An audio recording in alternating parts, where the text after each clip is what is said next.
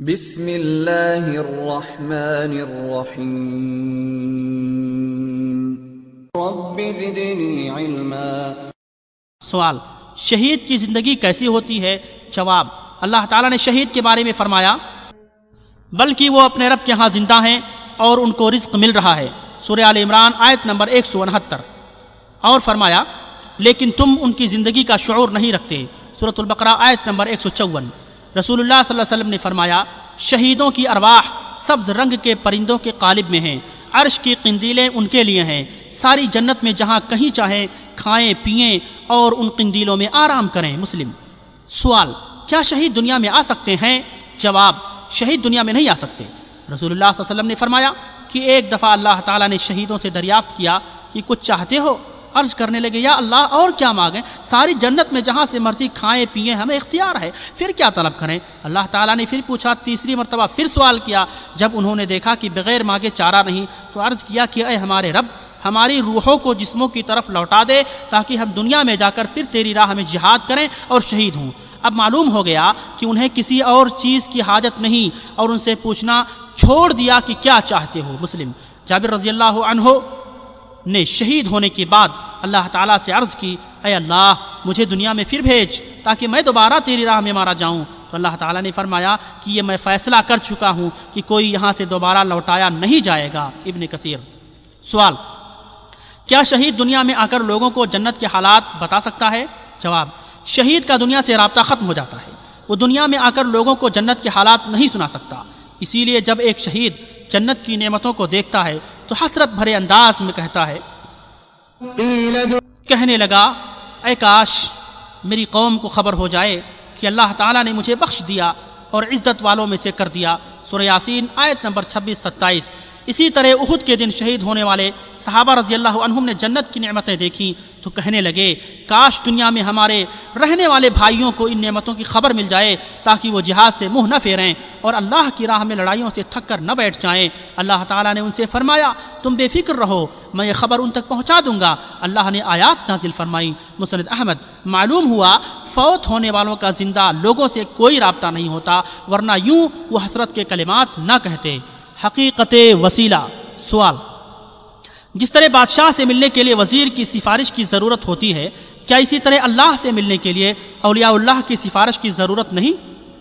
جواب، اللہ تعالیٰ بادشاہوں جیسا نہیں، کیونکہ بادشاہ سلطنت کا مکمل انتظام خود کرنے سے فطرتاً عاجز ہوتا ہے، اسے ایسے معاونین کی ضرورت ہوتی ہے جو نہ صرف امور سلطنت میں اس کی معاونت کرتے ہیں بلکہ در حقیقت یہ لوگ بادشاہ کی حکومت میں شریک ہوتے ہیں، اور اس لیے نمبر 1 کبھی بادشاہ سفارش قبول کرنے پر مجبور ہوتے ہیں، نمبر 2 کبھی بادشاہ کو سفارش کرنے والے سے کوئی غرض ہوتی ہے، نمبر 3 کبھی اسے سفارش کرنے والے کی سرکشی کا خوف ہوتا ہے، نمبر 4 کبھی سفارش کرنے والے کے کسی احسان کا بدلہ دینا مقصود ہوتا ہے، نمبر 5 اور کبھی وہ سفارش کرنے والے کی محبت میں مجبور ہو کر قانون تبدیل کر کے اس کی سفارش قبول کرتا ہے، جبکہ اللہ کے متعلق ایسا سوچنا کفر و شرک ہے۔ اللہ تعالیٰ فرماتا اے ایمان والو، جو مال ہم نے تمہیں دیا اس کو اس دن کے آنے سے پہلے خرچ کر لو جس میں نہ اعمال کا سودا ہوگا، نہ دوستی اور نہ سفارش کام آئے گی، اور کافر ہی ظالم ہیں،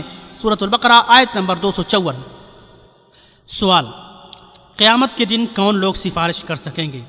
جواب، اللہ تعالیٰ نے قیامت کا نقشہ یوں کھینچا ہے، فرماتا ہے جس دن روح الامین اور فرشتے سب باندھ کر کھڑے ہوں گے تو کوئی بول نہ سکے گا مگر جس کو رحمان اجازت بخشے اور اس نے بات بھی درست کہی ہو۔ فرمایا من ذا الذی یشفع عنده الا بإذنہ، کون ہے جو اس کی جناب میں بغیر اجازت سفارش کر سکے، سورۃ البقرہ آیت نمبر 255۔ محمد رسول اللہ صلی اللہ علیہ وسلم قیامت کے دن سب سے پہلے اللہ کے سامنے سجدہ ریز ہوں گے، اس کی حمد و ثنا بیان کریں گے، پھر آپ کو حکم ہوگا کہ اپنا سر اٹھاؤ، آپ کی بات کو سنا جائے گا، جو مانگو گے دیا جائے گا، اور سفارش کرو آپ کی سفارش قبول کی جائے گی، بخاری و مسلم۔ سوال، سفارش کن کے حق میں قبول کی جائے گی؟ جواب، سفارش اس کے حق میں قبول ہوگی جس کے لیے اللہ اجازت دے گا۔ فرمایا اور آسمانوں میں کتنے ہی فرشتے ہیں جن کی سفارش کچھ بھی فائدہ نہیں دیتی سوائے اس کو جس کے لیے اللہ اجازت بخشے اور سفارش سننا پسند کرے، سورۃ النجم آیت نمبر 26۔ یہ بھی فرمایا اور اللہ کے ہاں کسی کے لیے سفارش فائدہ نہ دے گی مگر اس کے لیے جس کے بارے میں وہ اجازت بخشے گا، سورہ سبا آیت نمبر 23۔ اور فرمایا ولا يشفعون إلا لمن ارتضى، وہ اللہ کے پاس کسی کی سفارش نہیں کرتے سوائے اس شخص کے جس کے لیے اللہ کی مرضی ہو، سورۃ الانبیاء آیت نمبر 28۔ رسول اللہ صلی اللہ علیہ وسلم نے فرمایا کہ میری سفارش کا فائدہ ہر اس شخص کو پہنچے گا جو شرک سے بچا کر زندگی گزار گیا، صحیح مسلم۔ معلوم ہوا کہ نوح علیہ السلام اپنے بیٹے کی، ابراہیم علیہ السلام اپنے باپ کی، لوط علیہ السلام اپنی بیوی کی، اور محمد صلی اللہ علیہ وسلم اپنے غیر مسلم چچا کی سفارش نہیں کریں گے۔ دنیا میں بھی رسول اللہ صلی اللہ علیہ وسلم کی دعا منافقین کے لیے قبول نہ ہوئی۔ فرمایا تم ان کے لیے بخشش مانگو یا نہ مانگو، اگر ان کے لیے 70 دفعہ بھی معافی چاہو گے تو بھی اللہ ان کو نہیں بخشے گا، سورۃ التوبہ آیت نمبر 80۔ سوال: جب رسول اللہ صلی اللہ علیہ وسلم قیامت کے دن سفارش کریں گے تو ہم کس سے دعا کریں کہ آپ صلی اللہ علیہ وسلم ہمارے حق میں سفارش کریں؟ جواب: سفارش اللہ تعالیٰ سے مانگنی چاہیے، کیونکہ اللہ تعالیٰ فرماتا ہے قل للہ الشفاعة جميعا، کہہ دو کہ شفاعت ساری کی ساری اللہ ہی کے اختیار میں ہے، سورہ زمر آیت نمبر 44۔ رسول اللہ صلی اللہ علیہ وسلم نے ایک صحابی کو دعا کے لیے یوں تعلیم دی: اے اللہ میرے متعلق نبی اکرم صلی اللہ علیہ وسلم کی سفارش قبول فرما، ترمذی۔ سوال: کیا دنیاوی امور میں زندوں سے سفارش کروانا جائز ہے؟ جواب: بالکل جائز ہے۔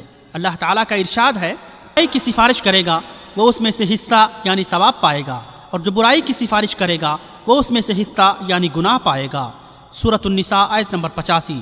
رسول اللہ صلی اللہ علیہ وسلم نے فرمایا اچھائی کے لیے سفارش کیا کرو، ایسا کرنے سے تمہیں اجر ملے گا، ابو داؤد۔